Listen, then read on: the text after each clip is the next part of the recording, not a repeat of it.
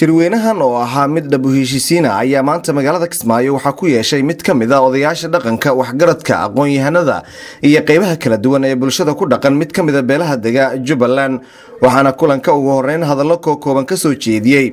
shirkan oo muddo 3 bilood ka soconaya magaalada Kismaayo ayaa waxa ugu horeyn hadallo kooban ka soo jeediyay qaar ka mid ah aqoon-yahanada iyo waxgaradka iyo dhalinyarada mid ka mid ah beelahaasi gaar ahaan beesha weyteen wuxuu soo ahaa iyo wuxuu soo ahaan jiray in la idin sheego baahantii weyteen dawlad buu ahaa madax buu ahaa nin baa baaris su'aal weydiiyay asal caantu maxay ahayd waxa lagu soo badbaadiyay ay reewayteen badbaado qaran bay ahayd dawladda waxa ugu sarreeya safiir iyo barisaab iyo madaxweyne calanka sii deystay reewayteen waa sii deystay adeerkii baa sii deystay oo safiir ah oo sii deystay gudoomiye gobolaha oo annaga saraakiin ahayn runtuna wada xasay war heer waa la taagnaa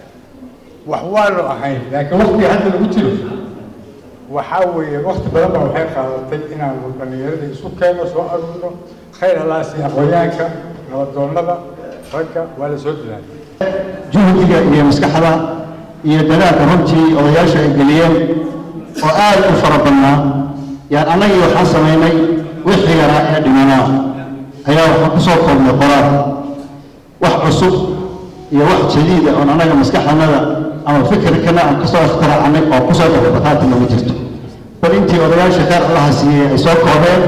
ee fatrada dheer ay geliyeen ee waqtiga dheer ay geliyeen ee waxa uu juhdiga badan ay geliyeen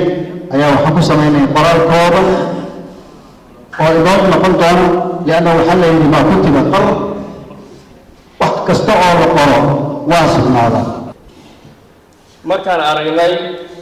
Soomaalidu sida u dhaqmayso iyo sida loo nool yahay iyo nidaamku sida u socdo waxay noqotay oo laga maarmaan ah inaan taan isu nimaadno oo wixii danteena ah inaan ka hadalno bishii toddobaad sanadka waxaan bilownay inaan sahal samayno annagoo rag yar dhowr qof annagoo 7 koox ah sahal inaan samayno oo wadooyinka qaadqaadno oo dhul ku soo guuleysano oo lacagtana jeebkanaga aanu ka bixinay oo dhul soo qadaynay taas oo looga gol lahayn reerku inuu meesha dego oo wax laga bilaabo nin iyo tabartii waalidkiina Soomaalidu maanta nin kasta oo waxa lagu nool yahay siyaasadda dadku wada ordahaya siyaasadana waxa saldhig u noqday xagee degan tahay maxaa taqaanaa maxaa haysataa yaa saldhig siyaasadda hadda saldhig waa magaca weyteen taagnaay beesha weyteen aadistaan bas wax kale oo sii waday wax kale oo sii waday aysan jirin ninkii madax doonay ninkii minji doonay markaa mideen wax waa heli karnaa laakiin haddii la isfiiri waa dhibaato dadku walaal ahaado dadku soo jeclaan si isu jeclaan jiray dhibaatada Soomaaliya taagan ilaahay naga wada saaro kaliya nama haysato quwada Soomaaliya ku dhacday Allah naga wada saaro intaas aan ku soo gabagabeynayaa xaqii waa midnimada dhalinyaradu waa wada dhaxalka bulsho kasta waana ubaxa mustaqbalka reerka haddii dhalinyarada reerka la dhiso oo laga shaqeeyo laga fikiro horumarkooda maskaxdooda moraalkooda iyo mustaqbalkooda iyo hay'atinkooda dambe bulshadaas way badbaadaysaa mustaqbalkooda iyo noloshooda wuxuu noqonayaa mid baraara ku fadhiya quruxna badan runtii waxaan marka labadooda waxay ka dhigeen wadadka dhahaya dhalinyarada in looga turo wax walba oo keeni kara in la kala qaybsanaado pointigaas la yiraahdo miscommunication macnaha sixun wax u sheeg sixir waa ka daraya weyteen dib gaaray wixii hore xaggaa jiray muyeelkadiisa iyo meelo kale Kismaayo balaayo kama jirin hadday ka dhacdayna isgaarsiinta sida xun loo isticmaalayo yaa sababtay weyteenkii oo dhan dibadaha meel walba innaga nala eedaynaya war annagu maxaan qabnaa inta yartaan nahay maxaa dhiboona haysta maxaan isu qabnaa maxaan isku haysanaa waa wax la yaab leh ruux baa wax qoraya ruux keligii gobol jooga oo muxuu ahaaye America gobol ka mid ah kontonka gobol ee America dhinac ka jooga yuu wax u qorayaa wax buu u sheegayaa ruuxii wax ka furfuraya intii ma jiro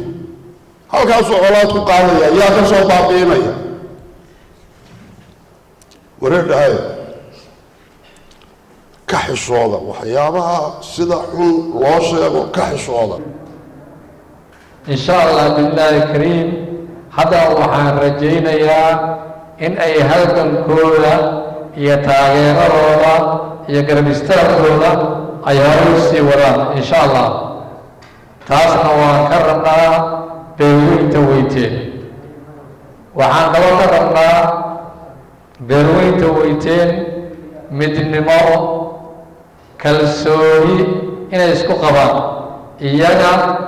iyo in ay dhistaan deegaankaas la calaamadeeyey maanta wixii ka dambeeyana qof walba uu ku talagalo in uu ka dhiso laba qol fadhiya waxaynu isku ognahay leedahay qodobka labaad wuxuu ahaa in qabiilku gabagabadii shirka ayaa waxaa laga soo saaray warmurtiyeed kaasi oo uu soo jeediyey ama uu akhriyey Professor Cabdullaahi Sheekh Shaafici waxaan akrinayaa bayaankii ka soo baxay shirkii wada tashiga ahaa ee socday 3 bilood maantana soo gabagaboobay insha Allah taala dowlad goboleedka Jubbaland ee Soomaaliya shirweynaha dabo heshiinta beesha weyteen Jubbaland Kismaayo ujeedada bayaan taariikhdu waa 16kii bishii 2020 shirweynaha beesha weyteen ee ku dhaqan deegaanada Jubbaland wuxuu soo bilowday bishii Diseembar 2020 waxaana looga gol lahaa in laga gaaro in laga tashado ayaha mustaqbalka iyo masiirka ummadda ee dhinacyada nabadgelyada wada noolaanshaha wada jirka iyo ka qaybgalka dhismaha dowladda Soomaaliyeed arrimaha siyaasadda iyo bulshada labadaba muddadii shirku socday waxaa looga hadlay qodobo dhowr ah Allah mahadisna waxaa dhammaantood laga gaaray isfaham buuxa waxaana ka soo baxay go'aano dhaxalgala bayaanku wuxuu taagan yahay arrimahan hoos ku qoran kow midnimada iyo wadajirka beesha meel kasta oo dunida ka joogaan una midoobaan wanaagga iyo horumarinta danta caamka iskuna kaashadaan khayrka labo maadaama marxaladihii hore ee wada tashiga lagu soo qabtay kulamo fara badan oo iyo xiriirro duniga jiridda waxaa la gaaray iscafin iyo gacmaha in la isqabsado lana dejiyo qorshayaal u adeegaya danta bulshada oo ah mas-uuliyad qodobka saddexaad beeshu waxay nabad iyo wadajir iyo wada noolaansho u baaqaysaa guud ahaan ummadda Soomaaliyeed gaar ahaan walaalaha reer Jubbaland qodobka afraad beeshu waxay caddaysay ama caddaynaysaa inaanay matalaad ku lahayn labada aqal ee baarlamaanka federaalka Soomaaliya sidoo kale beeshu waxay cadaalad darro u aragtaa in muddo 20 sano ka badan kuraasta baarlamaanka ee kumadooda iyo ka dhaxaysa ay beelo gaar ah haystaan ama isa siiyaan isla markaana aanay jirin wax sharci ah ama heshiis ah oo laga go'aan u yeelayo sidaa darteed dhammaan madaxda beesha kumadeed waxaa shirku ugu baaqayaa in dib loo eego arrintaas kor u xusan shan beesha weyteen Jubbaland waxay dhiirigelinaysaa karaamaynta fikirka iyo aragtida wax dhisaysa waxayna ka soo horjeedaa fikirka ciriiriga ah ee wax lagu dumiyo ama aan horumarka lahayn هذا محمد صلاح